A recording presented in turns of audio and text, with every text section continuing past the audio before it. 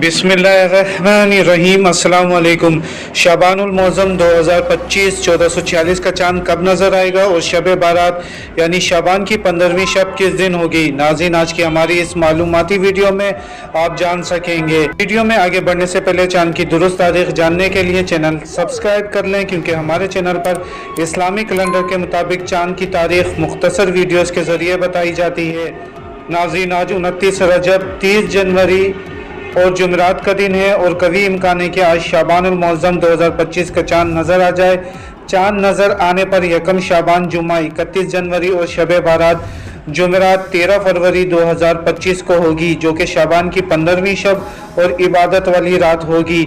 जबकि आज 30 जनवरी 2025 को चांद नज़र न आने पर शब बारात 14 फरवरी बरोज़ जुम्मे को होगी। याद रहे, पाकिस्तान में चांद की यकम तारीख का ऐलान रुअत हिलाल कमेटी के चेयरमैन की जानिब से किया जाता है, जो कि हतमी फ़ैसला होता है। अपना ख्याल रखिएगा। अल्लाह हाफिज़।